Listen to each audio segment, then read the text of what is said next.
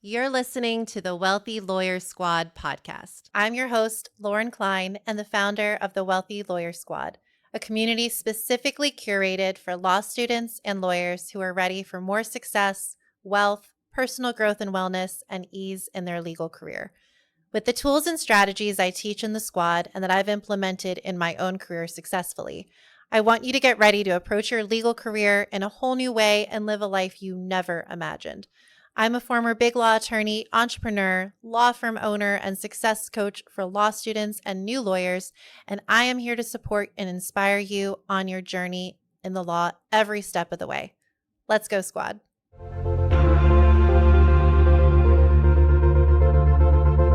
Welcome back to another episode of the Wealthy Lawyer Squad podcast. This is going to be a good one. I am so excited to have my incredible guest here today, Shari Kaplan. Shari is the founder and clinical director of Connected Wellness. She has 30 plus years of experience in New York City and Florida. And she's currently the creator of integrative mental health and well-being programs. And we're going to talk all about that. So I'm not going to read everything because I really think that based on our initial discussion, oh my God, you are all going to be absolutely blown away. But she's the founder of Connected Wellness. She treats people using the whole life plan that we'll talk about, which is her signature integrative approach to well-being. Shari is a big deal. She received her master's in clinical social work degree from Fordham University, and she's also the founder of Can't Tell Foundation, a 501c3. Shari, welcome. Welcome to the show. I Thank can't you. wait. Thank you so much. I'm so happy to be here. Likewise.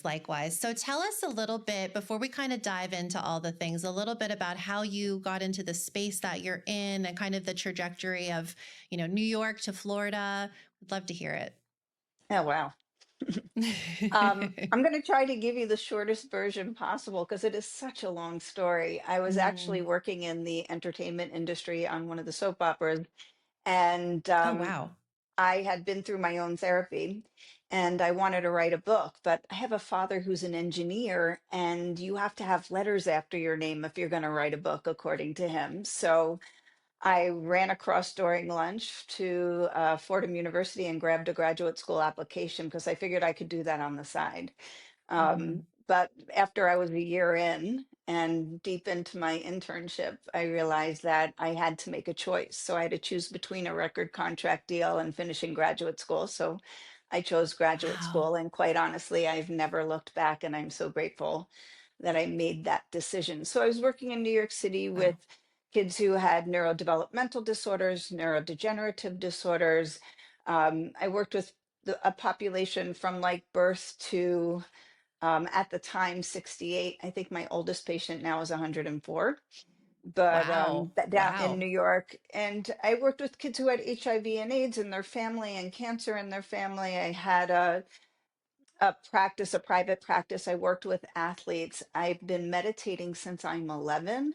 And so 11. meditation has Wow. always been a big part of my practice and helping people and mindfulness. And this is back in in the early 90s. And people were like, you teach your patients that woo-woo stuff. And, that woo-woo stuff now has a name that we call integrative mental health.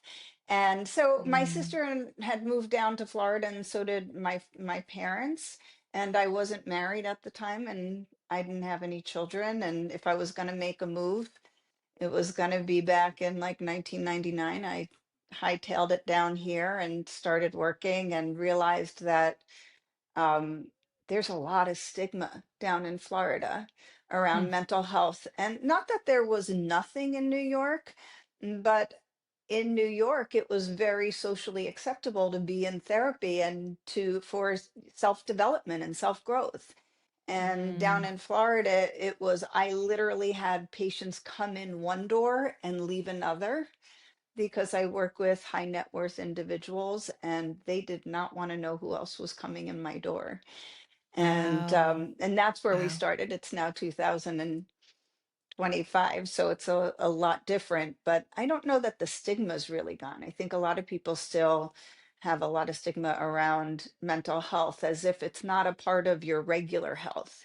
So Yeah. my son was Yeah. born with a central nervous system disorder, And the doctors wanted to tell me that he had severe autism. He did not, but he did Hmm. have some brain damage. He did have something growing in a part of his brain, and it did cause a movement disorder and a seizure disorder.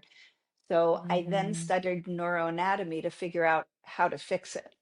And so that was back in Mm. 2002. And I Okay. got into making herbal plant medicine in 2004 because I was trying to get his body out of fight or flight so that I could calm his central nervous system down enough to do repair work. And it was Mhm. a lot of movement and music and fine motor skills and large motor skills. And I worked with occupational therapists and physical therapists until he was 4. And then he knew he was going to therapy every day of his life. And I didn't want that to be. So I started creating protocols for us to do on the playground and at home so that Mm. I could make it normal to exercise and use music and movement and what have you. And as I'm Yeah. doing this, I have a full practice. And I Whew. have patients with neurodevelopmental challenges. I specialize in trauma, so I have a lot of people who have trauma. And I start realizing that people who have trauma and people who have autism are neurobiologically the same. Hmm. And Wow. I was working with Stephen Porges, who had written a paper back then in like 2007. I had read it on the polyvagal theory. And it was all about the vagus nerve. And there I am in Florida, 2007 and 8 and 9 and so on. And I kept talking to people about their vagus nerve. And people are like, what are you talking about? And so I'd explain how important the 12 cranial nerves are and what have you. And then I ended up working on a case with Bessel van der Kolk. Mm. And we started talking about how, and I said to him, I go, do you ever notice how autism and trauma are neurobiologically the same? And he's like, tell me more about that. So Hmm. I start sharing with him how I think trauma is trapped in the body, Yeah. and that, auditory processing, which he had done research on many years ago, that boys who are in homes with abusive fathers tend to have higher rates of auditory processing problems. And so then Wow. I talked about the fight or flight that happens with kids who have processing problems, which most people recognize as attention deficit disorder. So Hmm. most people don't talk about what the processing problem is and let's correct that. They say you have attention deficit disorder and let's medicate that. Oh, Right. man. So if we would do the work to fix the processing problem, then these kids could develop out of it. So all of this Wow. kind of led Wow. to, um, studying the neuroanatomy to try to fix my son's body. And so I was using the music, the movement, the different types of exercises, and just one thing built on another, and other, not so many great life experiences, which drew me down the path of creating the Can't Tell Foundation, which we could always talk about another time, or if we Yeah. have time, we can talk about that a little bit. But it was just a series of events that made what I do just more like pulling it all together. That I never believed that mental health, like you can't just sit on a couch. Like we got to get the body moving. We have to move the mind and the body together. Things do get trapped in our body. We used to call it emotions, right? I have this Mm. emotion. I don't know what it is. I don't know how to label it, but it's right Yeah. here. I'm choking in my throat. And Yeah. it's like, well, now we call it somatic work. But back in the day, it was just your emotions. And my thought was, how do I get people to identify it? How do we get it out of their body? How do we get them to release it? And how do we repair it? Because it's Yeah. not just like, uh, if you have a challenge in your body, if you just meditate, breathe, and do yoga, it's like, yeah, that'll regulate it temporarily, but if you Mm. want it to go away, you really have to do the repair work. And I Yeah. I You have like to the get to the idea root. of getting to the root. Yeah. Yeah. Yeah. Wow. I'm thinking as you're talking, I'm thinking about so many things. I mean, one, I'm thinking about, the fact that your dad's like, hey, you need to have letters behind your name. You're like, well, fine, I'm going to walk across the street and go get a degree. Like, I love like the overachieving type of personality that's like, fine, I'll go do that. And then I love when Yeah. I talk to parents who see something with their child that they take it, I mean, and especially with your background, but taking it upon yourself to say, fine, I'm going to figure this out in a way that will actually help my child become the best person they can be rather than just medicating. And, not that there's anything wrong in and of itself with medication, but I just love that. So number one, I just want to say, I love talking to you Thank you. already. I feel so inspired and I love Mm, to hear it. And as a mom Thank of you. two boys who are very young, 2 and 4, I'm always like, what can I do to make them the best little humans that they can be? So I love all of that. And then I'm just thinking about everything you're saying with, you can't just sit on a couch and you can't just, yes, and movement and meditation is wonderful. But if you don't actually get down to like the root of what is happening, how can you ever expect anything to change, in Right. your world? So all of these things are kind of spinning in my head, which I think leads into, what we were talking about before we started recording. Our community, our audience, law students and lawyers. And I saw it, I've seen it firsthand over the years, especially when I got to kind of that top echelon of big law. I saw that there's something not right. There's something off in our legal industry. And I saw it so clearly. And I think a lot of that was I was in a period of a lot of personal deep work and therapy and healing childhood traumas. And I started seeing it. And I don't know, maybe I'm just sensitive, but kind of what are your thoughts on the chronic stress and burnout that we see in many industries, but specifically in the law?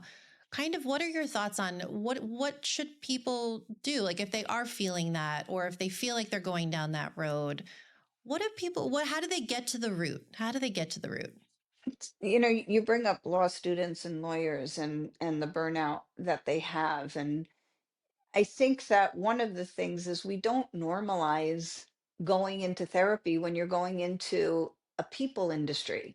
So whether you're a Mm, physician mm, or whether you're a therapist or whether you're an attorney, you are forward facing with individuals and individuals who are coming to you for help. Either they need to be protected or defended, or they need to be able to be assertive. And if the lawyer doesn't know how to self regulate their own emotions or doesn't know where they stand, when people come into their office in these heightened states of fight or flight, or they're frozen, and you don't understand what's happening in your body and how you're picking up on your client's energy and your client's emotions, then I think of it this way: you have 50 trillion to 100 trillion cells in your body. 50 trillion mm. to 100 trillion. Each Wow. cell has thousands of transmitters and receivers. So when Mm, you are sitting there in front of another person, you're absorbing all of their language, all of their emotions, and you're having to calculate it mm, and then be there and be present. So if you don't know how to take care of yourself, ground yourself, if you don't know what they could be activating in your own negative beliefs that might make you feel aggressive towards that person, or might make you feel like a people pleaser and back down from that person, then you're mm. not being as helpful to yourself as you need to be, and you're not going to be as helpful to your client. You might get the job done, but I think we're here for many purposes beyond just getting the job done. Like, we're doing some serious humaning here, and you Yeah. have this Yeah. opportunity to have a human connection and be helpful. I don't know. I like the human connection. Yeah. Yeah. And I think, for so many of us, that is what draws us to the law, and Right. to different types of law. And I have to say, I've thought and read and done a lot of work on all of this over the years. No one has ever said it the way you just said it. And I'm just thinking about it because, in my area in particular, we're dealing a lot with talking about death and incapacity, or someone has passed away, or there's family strife, or traumas, whatever it might be. And it's true, like you're taking it all in. And especially if you want to practice law for decades, like if you're taking that all in and you're never regulating yourself or learning how to properly do that, like how can we expect not to get burned out, or we see very high, rates of suicide or alcoholism or drug addiction. I mean, it's funny when you, at least in Florida, when you graduate from law school, they send you, it used to be in person, now it's virtual. But when I went, it was in person when I graduated in 2012. And they made you go sit in this room and they're like, so now that you've done all this work and you've paid you have all these, law school debt, do you know that you have signed up for the highest rate of divorce and the highest, and you're just sitting there and you're like, but they give you like tools, but like not really. Like they like say, oh, go talk to this person. But there's, like you said, the stigma, and you're a young Right. lawyer. You're like, well, I don't want to immediately seem like the weakest link. I don't think that's what it is. I believe very thoroughly in therapy. Right. But it's just crazy, to think that it's wild, I should say, to think that that is kind of that's exactly what's happening. We're taking in so much. And if we already are coming from trauma from childhood, like, and I know I definitely want to talk about that with you, or even just trauma from the law school process, which can be Mhm. very traumatic for very many people. The mental health just like drops off a cliff, like when people start law school. It's I crazy. think that also when you think about it, I don't know that most people know what the word trauma means. They just think it's Mm, bad, like something big and bad happened.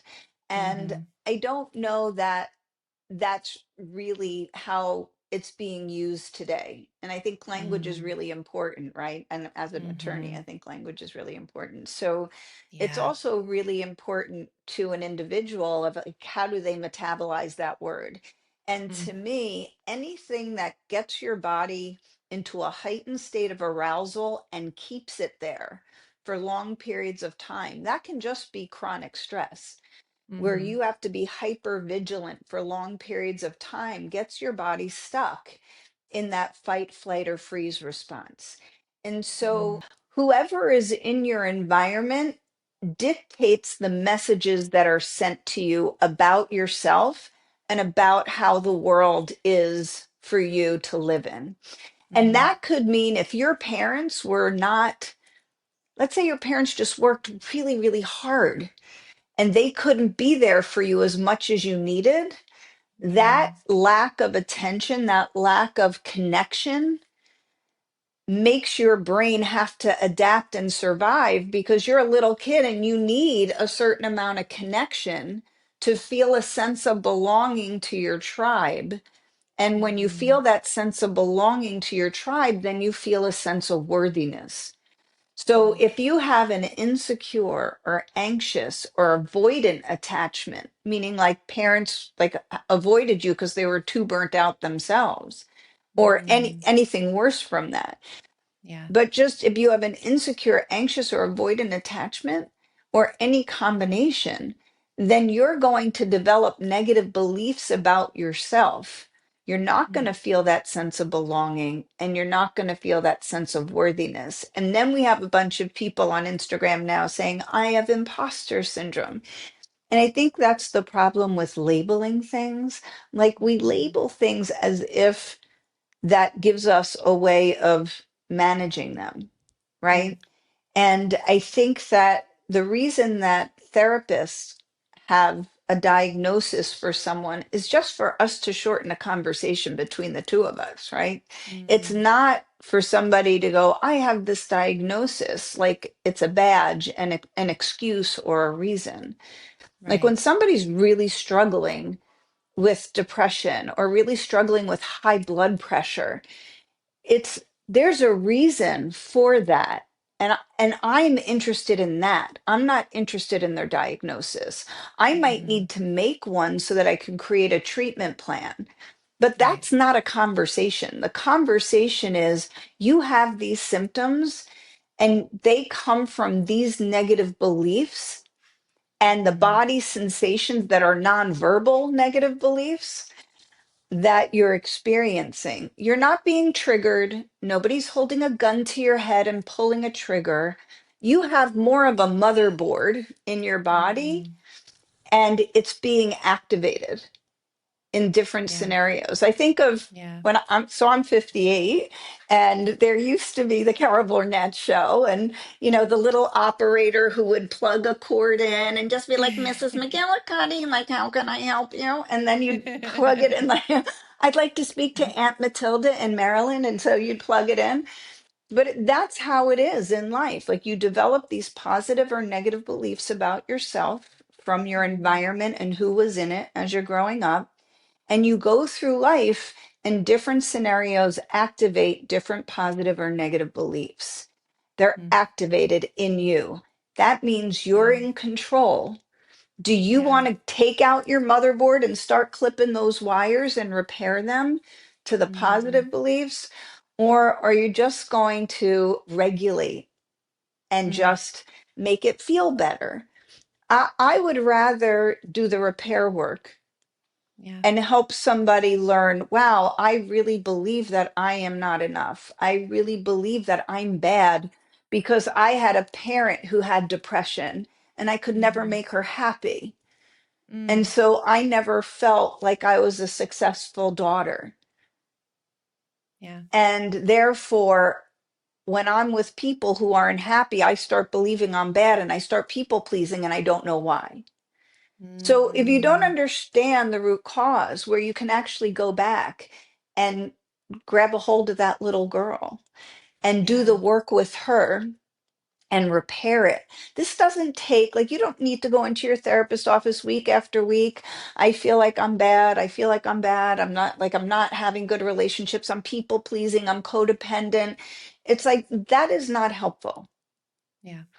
Like, go to somebody who knows how to do a really thorough biopsychosocial from the time you were in your mother's womb till now, incorporating your Wow. developmental history, your medical history, your spiritual and emotional history, your Yeah. educational history, how you interacted with people then, how you interact with them now, what kind of relationships did you have, friends, intimate, whatever, like so Yeah. many different, like, how do you take care of yourself today? Do you get manicures? Do you get massages? Do you go for acupuncture? Do you not have enough money for that? Do you not make time for self-care? Do you just grab food on the go or do you nourish your system? Like all of Mm. those, how do you plan for fun? Do you manage your money well? Like these are all a part of Yeah. your mental health and well-being. And Yeah. so you need to evaluate and take a look at your timeline of your life one time. Mm. Was there abuse? Were your parents stressed out? Were they aggressive? Were they meek and meager? Like all of these things Yeah. determine like how did you model? Did you have an ill sibling? Did you have a sibling who had an addiction? Like all of these things have an impact Mm. on how you believe about yourself, what you believe, Yeah. and how Yeah. you feel the world around you is safe or unsafe, right? Mm. Then you can hone in and do repair work. And that's what therapy is really good for, is the Mm. repair work.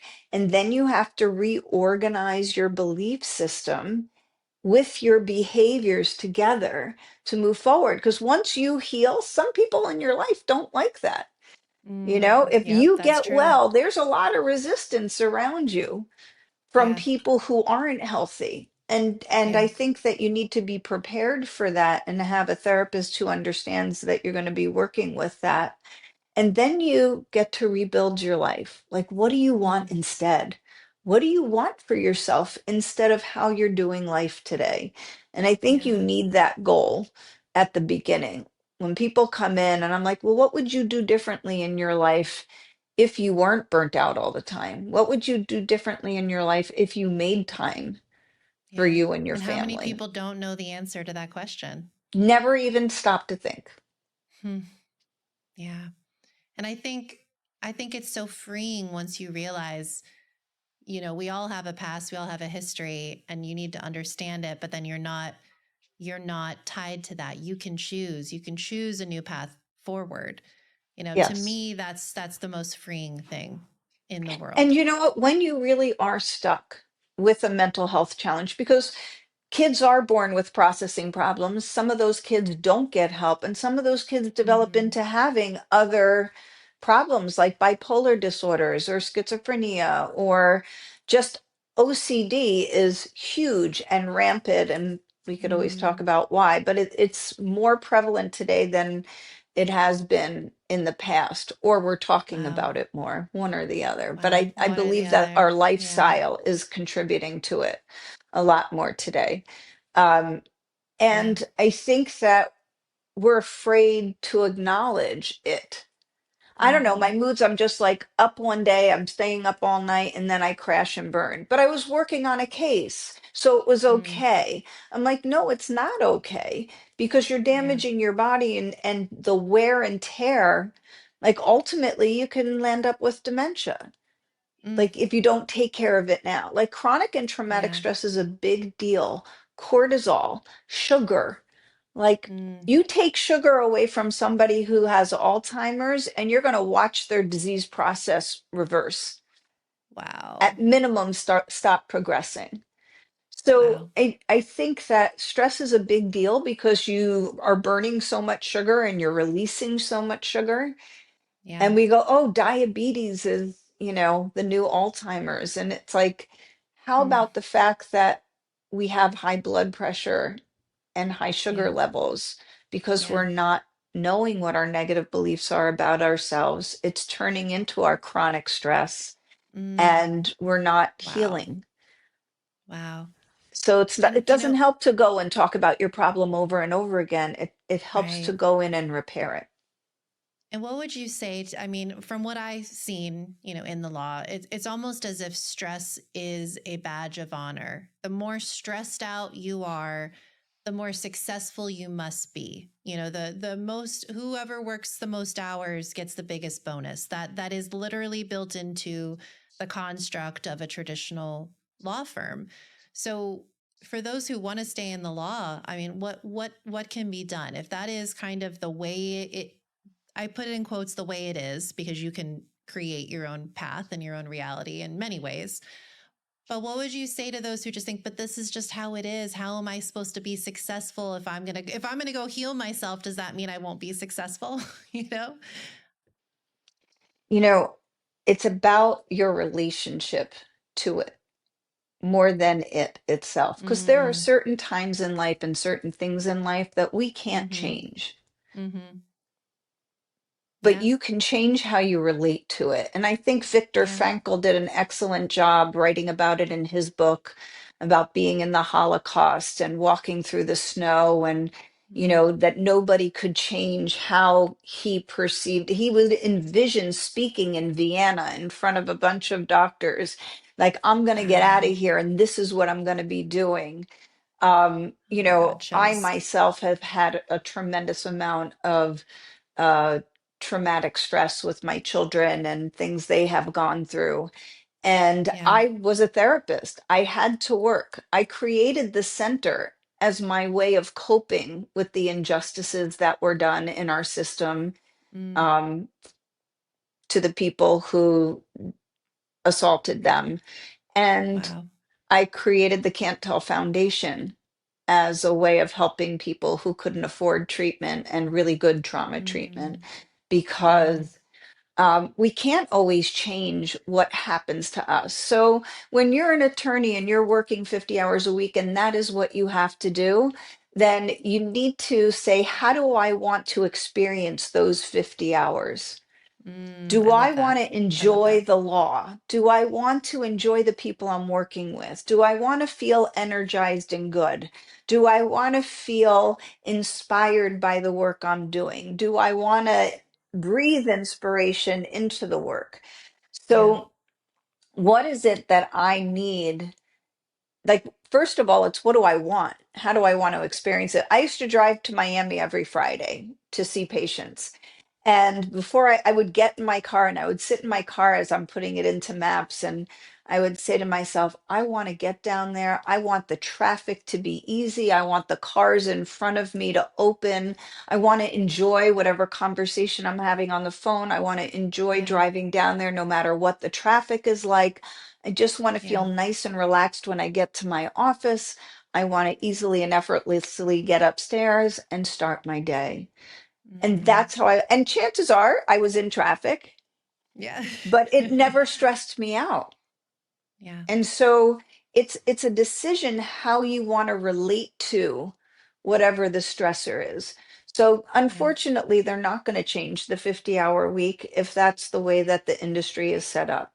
But you Yeah. can change how you perceive it, how your perspective on it. But you do have to choose, and especially when you're under that level of stress each and every day, you do have to make the decision every day.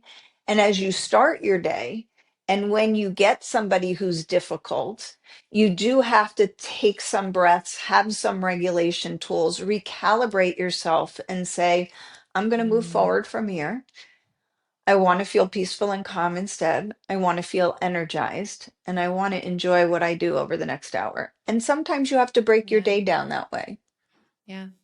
Man, that what you just said is such a gift, combining that and just the perspective that we can choose to have, and we know, things will happen throughout the day. I think just for the audience to hear that and know that is available, and that's a free tool that any of us can do as we sit down at our desk or sit down in our car, or whatever it is. And then just you know, the going back to what you said about, when you sit down and you interact with that client or opposing counsel, and knowing that it's normal that to feel that back and forth of the human experience, it is normal then to maybe feel like you need a break or you need to regulate.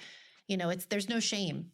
There's no shame in No, that. That's just being a human being. Going to law school doesn't turn you into a robot.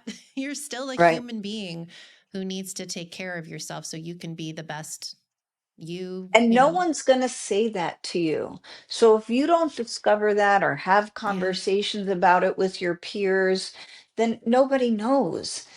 right. Nobody taught me this. I discovered it because I desperately needed things to be Mm-hmm. different.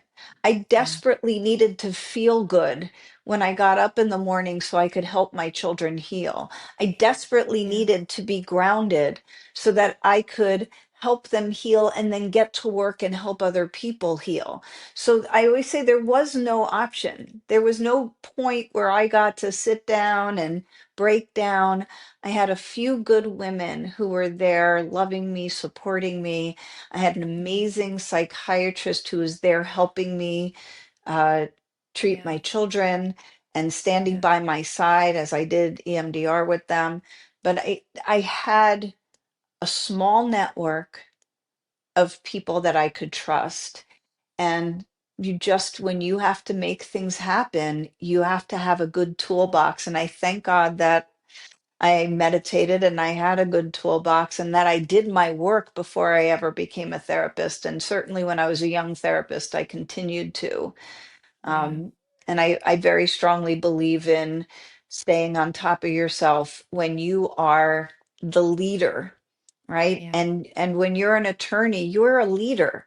Like people are coming to you vulnerable, and you need to be their safe person, their smart person, on top of your game, and Yeah. I want what you have. And that's how I feel with my patients. Like I couldn't imagine not exercising 5 days a week, doing my breath work, doing my Yeah. eating healthy. I couldn't if that is what it takes to do good humaning, Mm, and to know yeah. when I need some extra supplements, I might need some extra medication to get my body back Yeah. into a state of homeostasis where it self corrects and self heals. Yeah. Because you have to be the best person you can be when you're an attorney, when you're a doctor, when you're a therapist, because the people who are paying you are counting on it and they're counting on you to be your Yeah. best self. So I don't think you're at liberty to not take good care of yourself. And I know so No. many attorneys are not. Man, I mean, that right there, that it like, when I was pregnant, it gave me, all of a sudden I was getting massages. I was taking care of myself because I was like, I now have a responsibility to this little person inside me. So I think for those who are maybe struggling with taking the time, it's put it on almost, this is for my clients, and make really yourself, of course, the main priority. But if you're struggling with doing that, say this is for the betterment of my career and my practice and my clients. If that's what you need to get it done, I love Right? that. I love that. I think that should be at the forefront of like everyone's mind as we move through, this profession. And I want to we've talked about so many tools. I want to talk about the cannabis side of things. I Mm, think that is something that is so, at least in my world, very underexplored. So I'd love to hear, we chatted a little bit about it before. How are you using that with your clients? What are you seeing? It's a good question. I actually got into herbal plant medicine first Mm, because I was creating formulations for my son. And mm. hold on just one second. I'm in the middle of a podcast. Thank you. It's okay. It's okay.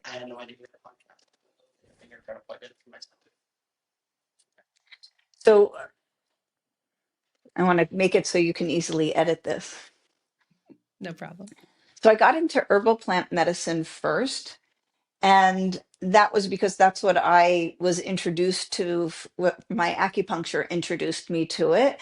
And I Mm, started researching because one of the things that unfortunately physicians don't talk about, and yet they're taught the first day of medical school, is that there's the state of homeostasis in our body. And when our body is mm, in that rest and digest mode of homeostasis, our body can self correct and self heal, right? mm, mm. So then that was all forgotten, and then they're taught medicine. Mm. And to me, I feel like if I can get somebody's body back into homeostasis, they're going Yeah, to be able, their body will take over the healing process. So I right. started looking at herbal plant medicine, like Wow. how do I create that parasympathetic mode? And then Mm. I was treating a bunch of physicians, and someone would say, I have a torn rotary cuff. Do you have anything for connective tissue damage? I have anxiety. Can you think you can make something for that? And before I knew it, I had 200 formulas that I would literally research and put together. And I eventually studied with Cornell University um, Whoa, and be 200. and Wow. yeah. So there's so many different illnesses. And so when you're trying to get the body back into homeostasis, you want to use different plants that could be supportive of that. And one day I was on one of my nutrition gurus websites, and there was Dr. Alan Frankel, who was a really amazing physician in Santa Monica, California, who was practicing medical cannabis. And they did this whole thing about cannabis and seizures and cannabis Mm, and mental health. And so when I heard him speak, like literally picked up the phone right away and I called his office. I figured I could find him, and I did. wow. And I said, is there any way I could pay the doctor to spend an hour with me on the phone, and I'll pay his fee? I just want to pick his brain. And we Yeah. got on the phone, and 3 hours later, we're still talking. And he's like, listen, you clearly know a lot about plants. Why don't you come with me? Like, come out here and I'll teach you about medical cannabis. And Oh so I my started flying out gosh. there like every quarter and learning from him and treating patients with him. And we did cancer and neurodegenerative disorders and neurological disorders Wow. and seizures and mental health and whatnot. And there's so much to know about all plants, let alone they know of 141 different cannabinoids in plants. And Wow. we only talk about CBD and THC most of the time. And there's Yeah. so many more, and they do so many different things. Wow. So, the most important thing to know about cannabis is that we have an endocannabinoid system. And what that is in layman's terms, it's like an umbrella that every other system in your body, whether it's your cardiovascular system, your endocrine system, your respiratory system, your digestive system, every system in your body is coordinated, or they call it modulated, through the endocannabinoid system. So Hmm. if something is off in your digestive system, your endocannabinoid system has to kick into high gear to try to get it back to homeostasis, right? Wow. So your endocannabinoid system starts in your gut. Mm, Now you can imagine if your body's constantly in fight or flight, your gut has a lot of acid going on. That's destroying a mm, lot of endocannabinoids, meaning endo inside cannabinoids, meaning the same compounds that are in cannabis we create. We have mm. receptors on every organ through every tissue in our body with cannabinoid receptors. Wow. and they bind to these receptors, they open up the cells, they help to create the life in the cell and keep things balanced. So Wow. it's so important that we're producing enough of our own endocannabinoids for our immune system to stay healthy. When people have cancer, it's an immune cell that ran amok. There's no oxygen and blood flow, and you get enough Yeah. together and you get a tumor, right? Yeah. Yeah. So cannabis can actually bind to the immune cell, open it up, and another cannabinoid can go in and create apoptosis, which is the death of Mm. um, the cancer cell. Yeah. So there's lots of research going on. The University of Madrid has lots of research going on, Hebrew Wow. University, like around the world where they're studying how to use it for Incredible. cancer care. For, we know with Parkinson's, there's a cannabinoid called THCV that when that Mm. cannabinoid is actually inhaled, it stops movements and helps to unlock some of the freeze response. Oh So my there's so many goodness. different ways. Mostly the way that we use cannabis is microdoses for Yeah. patients. And we do it like the more frequently you take it in tincture form or edible form. I Hmm. prefer people to not inhale unless they need immediate relief, Yeah. just because it's Yeah. healthier not to inhale something.